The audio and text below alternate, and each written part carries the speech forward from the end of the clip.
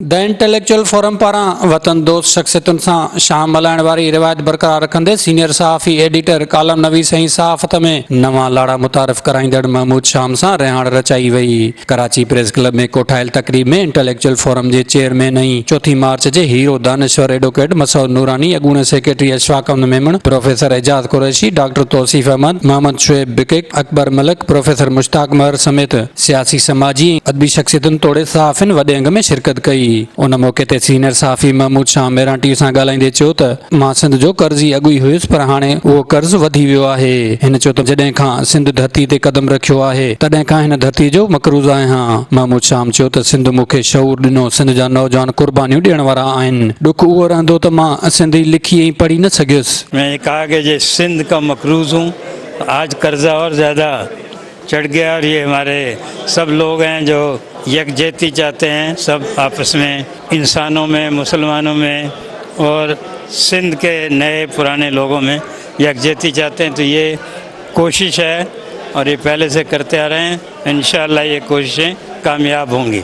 Mehran TV सां ॻाल्हाईंदे advocate Masood Noorani, अॻूणे सेक्रेटरी अशफाक मेमण, प्रोफेसर एजाज कुरैशी, शुएब बिकिक ऐं ॿियनि चयो त महमूद शाम असांजो हीरो आहे। हिन जे लिखण जो महवर अवाम रहियो आहे। हिन हमेशह हक़ सच जो साथ ॾिनो, जंहिं करे खेसि जेल बि भोगणो पियो। शाम सां मुंहिंजी मुलाक़ात उन ज़माने में जॾहिं आउं पीपल्स पार्टी में हुउसि ऐं चीफ मिनिस्टर हाउस में हुउसि उन ज़माने में, पर उन खां अॻु में 69 में भुट्टे साहिब जॾहिं तहरीक हलाई हुई या अवामी तहरीक हलाई अयूब खान जे ख़िलाफ़ु, त उन में बि शाम सां मुंहिंजी मुलाक़ात थींदी रहंदी हुई।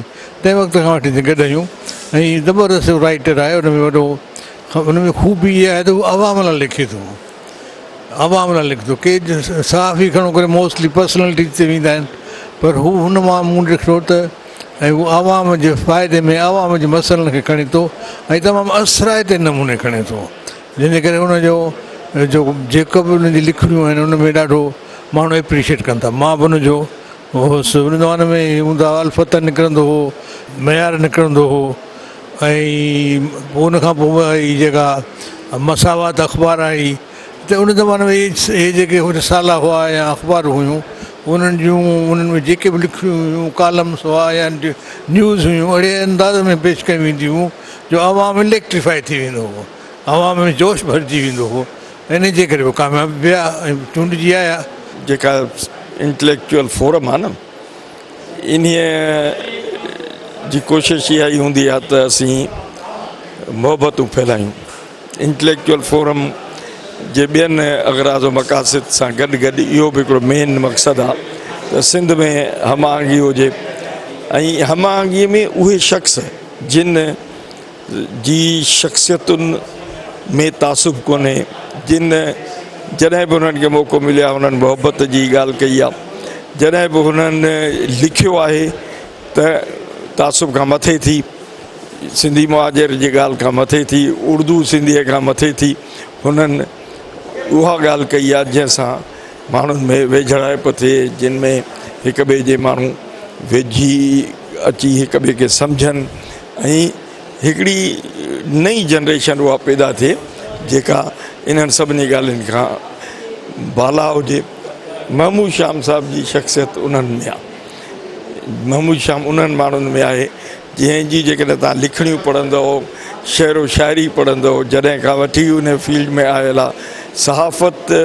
सहाफ़त हिकिड़ी ॿी शइ आहे, पर दानिश जेका आहे उहा जेकॾहिं सहाफ़त सां गॾु हुजे त उहा हिकिड़ो ॿियो दर्जो आहे। ऐं असां महमूद शाम साहिब खे इन करे सॼो फोरम ते जो उन में उहा सहाफ़त ऐं दानिश जी कॉम्बिनेशन सिंध जे माण्हुनि जे हक़ लाइ आहे। साईं महमूद शाम हिकु पाकिस्तान सॼे जो असांजे मुल्क जो सीनियर सहाफ़ी आहे ऐं पाण सॼी उमिरि सिंध में रहियो, कमु कयईं ऐं वॾी ॻाल्हि त तरक़ी पसंदि माण्हू आहे।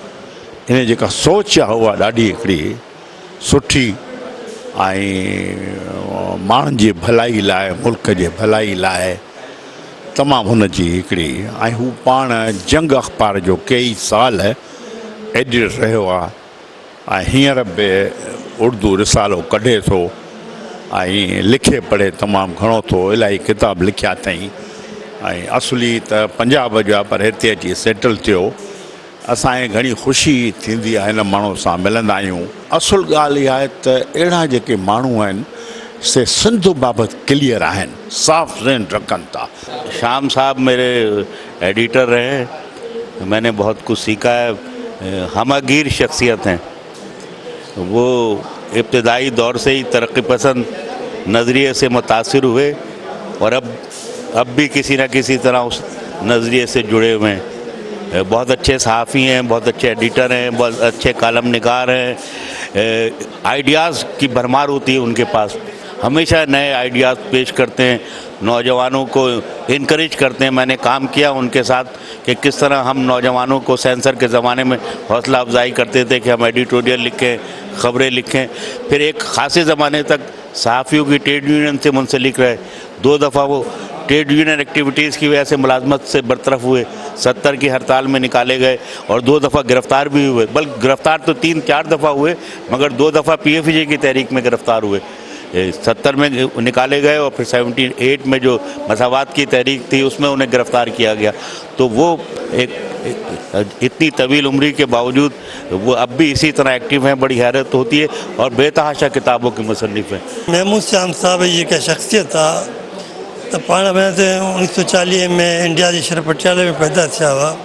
उन खां पोइ पाण 1963 में हिते अची ऐं पाकिस्तान जी सभु वॾियूं अख़बारूं जंग आहे, नवा वक़्तु आहे, उन में पाण एडिटर बि थिया, कालम नवीस बि थिया, मुख़्तलिफ़ अदवार साईं ॾिठा, जमहूरियत जा ऐं अमरियत जा। पर हिकु ॻाल्हि साईं खे सभु खां मुनफ़रिद करे थी, उहा इहा त साईं हर दौर जे अंदरि सच हक़ जो साथ ॾिनो। महमूद शाह 1940 में जंग में पैदा थियो ऐं उते हुन फिज़ोलॉजी में जेको आहे ग्रेजुएशन कई, उन खां पोइ वरी मास्टर कयईं लाहौर मां।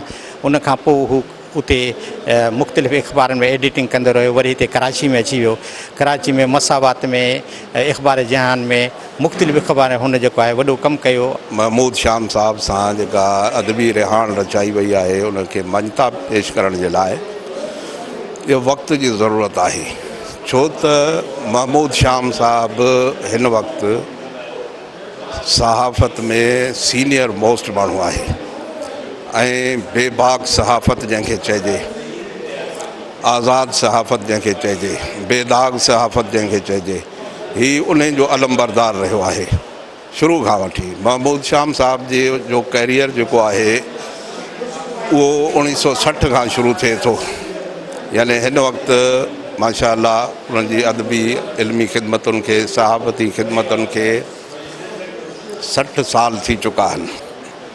ऐं पाण जेको आहे उहो अख़बारनि जो एडिटर बि रहियो ऐं रिसालनि जो एडिटर बि रहियो। तकरीब दौरान सीनियर सहाफ़ी सोहेल सांगी, डॉक्टर जाफ़र अहमद, सगा चेयरमैन रफ़ीक अहमद जाफ़री, इसाक सूमरो, सहाफ़ी शेर मोहम्मद खौड़, वकील मंज़ूर हुसैन खोसो, अब्दुल समद मेमण ऐं ॿियनि महमूद शाम जे कयल ख़िदमतुनि ते ॻाल्हाईंदे चयो त महमूद शाम कलम जी हुरमत जो पासबान रहियो आहे। हू अॼु बि तरक़ी पसंद नज़रिए सां लाॻापियल आहे। मुक़ररनि वधीक चयो त इंटेलेक्चुअल फोरम जी सुठी रवायत रही आहे त हू पंहिंजे हीरोज़ खे यादि करे ऐं साणनि सुरही शाम मल्हाए थो।